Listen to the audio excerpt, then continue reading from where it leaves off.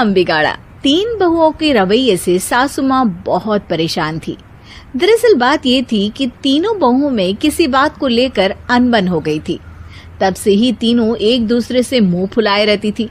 ना कोई सीधे मुंह किसी से बात करती, ना किसी का कहना मानती। पड़ोसी भी इस बात को जानते थे और जाने कैसे कैसे बातें भी करते। इसीलिए सासू माँ ने तीनों बहुओं को तुरंत अपने कमरे में बुलाया। मैं कई दिनों से देख रही हूँ, तुम तीनों अलग अलग सारे काम कर रही हो। ये सब नहीं चलेगा, तीनों को मिलकर ही काम करना पड़ेगा। सास की बात सुनकर एकदम से बड़ी बहू बोल उठती है। नहीं मम्मी जी, मैं इन दोनों के साथ कुछ नहीं कर सकती। मैं इस घर की बड़ी बहू हूँ, फिर भी ये मेरा कहना बिल्कुल भी नहीं मानती। अरे जेठानी जी, जानबूझकर मुझे डबल काम करवाती है आप, और छोटी मुझसे टेढ़े मुंह ही बात करती है। इन दोनों के बीच हमेशा सैंडविच बन जाती है मेरी, और मैं हमेशा आलू की तरह बीच में मसली जाती हूँ। मम्मी जी, इन दोनों को लगता है कि मैं छोटी हूँ तो इनके पैरों तले दब जाऊंगी, लेकिन नहीं, मेरा भी उतना ही अधिकार है जितना इन दोनों का है।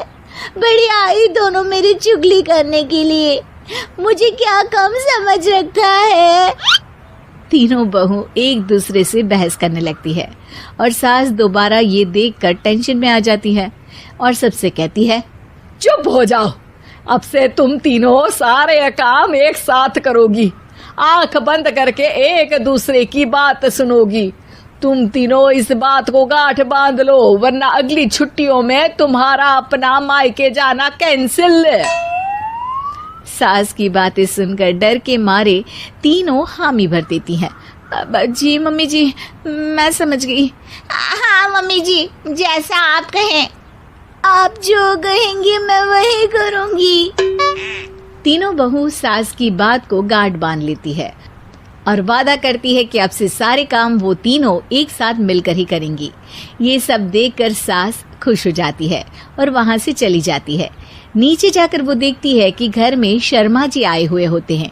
सास जोर से आवाज लगाकर कहती है, अरे बहू, जरा चाय बनाकर तो लाना, शर्मा जी आए हैं। सास की बात सुनकर तीनों बहू तुरंत किचन की ओर भागती है और चाय बनाना शुरू कर देती है।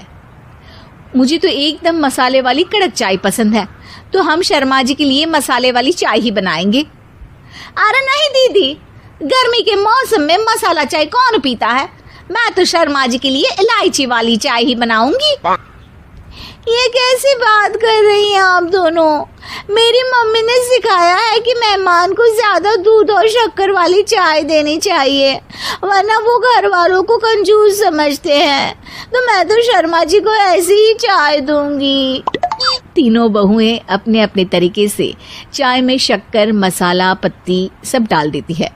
उबलने के बाद तीनों मिलकर चाय बाहर लेकर जाती है और शर्मा जी और सासू माँ को देती हैं। चाय पीने के बाद शर्मा जी सासू माँ को देखकर शर्मा जाते हैं और शर्मिंदा महसूस करते हैं कि आखिर उन्होंने चाय पीने के लिए हामी क्यों भरी। सासू माँ भी चाय पीना शुरू करती है और कहती हैं, अरे बहू, ये कैसी चाय बनाई है? चाय है या मीठे दूध की बासुंदी? हाँ, चाय अच्छी नहीं लगी क्या? कोई बात नहीं, हम पराठा बनाकर लाते हैं। चलो चलो अंदर। हाँ चलो। हाँ, आती हूँ मैं भी। नहीं, मेरा पेट चाय ने ही चौपट कर दिया, वही काफी है। पराठे से पोपट नहीं करवाना, मैं तो चलता हूँ। शर्मा जी चुपचाप पतली गली से निकल जाते हैं। अगले दिन सास बहुओं से कहती है, अरे बहू, जाओ जाके ऊपर के गेस्ट हाउस की सफाई कर दो। कल हमारे यहाँ मेरे दूर के रिश्तेदार आने वाले हैं, तो पूरे कमरे को चमका देना, समझी? तीनों बहू सास की बात को मानकर ऊपर सफाई करने चली जाती हैं और तीनों कमरे की सफाई चालू कर देती है। बड़ी बहू मकड़ी के जाले साफ करती है, तो बीच वाली झाड़ू लगाना और छोटी वाली सर्फ डालकर जमीन धोना शुरू कर देती है। अरे दीदी, जेठानी जी, अभी मैंने पूरी फर्श धोई और आप फिर से धूल नीचे गिरा रही हैं। और मछली जेठानी जी, आप बिना झाड़ू की धूल यहाँ छटक रही हैं। अरे तीनों को साफ करना है, एक साथ सफाई करते हैं ना। अरे वही तो, हम साथ साथ हैं, घर साफ साफ है। तीनों बहू ऐसे ही काम में उलझ जाती है और 2 घंटे तक एक ही कमरे की सफाई करती रहती है। बहुत देर से अपनी बहुओं को ना देखने के कारण सास ऊपर कमरे में उन्हें देखने जाती है, लेकिन कमरे में घुसती ही वो गीली फर्श पर फिसलने के कारण नीचे गिर जाती है। ओरी मोरी मैया, हड्डी मरोड़ के रख दी। आए मेरी तो कमर ही टूट गई रे। तीनों बहुएं सास को उठाती हैं और बिस्तर पर सुला देती है। अरे मेरे हाथ पैर दर्द कर रहे हैं, दबा दो, आराम मिलेगा। हाँ जी माँ जी। अरे जी माँ जी, जी माँ जी।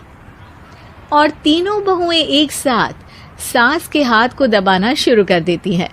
माँ की तो चीख ही निकल जाती है और नतीजा ये होता है कि सास के बचे हुए शरीर में भी दर्द उठ जाता है। हाय राम, ये क्या कर दिया तुम तीनों ने। अरे मेरी तो किस्मत ही फूटी है कि तुम जैसी बहुएं मुझे मिली। हे भगवान, पूरे शरीर में दर्द बढ़ गया है। अब तो पता नहीं कि चल भी पाऊंगी या नहीं। माफ करो, मुझे गलती हो गई मुझसे कि तुम तीनों को एक साथ काम करने के लिए बोला। सोचा था तीनों मिलके अच्छे से काम करेगी, लेकिन बड़े बुजुर्ग सही कहते थे कि 3 तिगाड़ा काम बिगाड़ा। तुम लोगों ने ये बात ना आज साबित करके दिखा दी। तुम तीनों को तो समझाना यानी मानो भैंस के आगे बीन बजाना है। तुम्हें अकेले अकेले काम करना है ना, तो अब से तुम अकेले ही अपना अपना काम करो। तीनों बहुएं वहां से जाने लगती है। अरे कहाँ जा रही हो? आप ही ने तो कहा कि अपना अपना काम तो मुझे मुल्तानी मिट्टी लगानी है। अरे मुझे भी तो नेल पॉलिश लगानी है, मुझे ना मेहंदी लगानी है। सास अपना सर पीट लेती है और कहती है, अरे मुझे भी लगाना है कुछ। क्या माँ जी? क्या माँ जी? क्या माँ जी? तुम्हारे घर वालों को फोन तुम्हारी हरकतें बता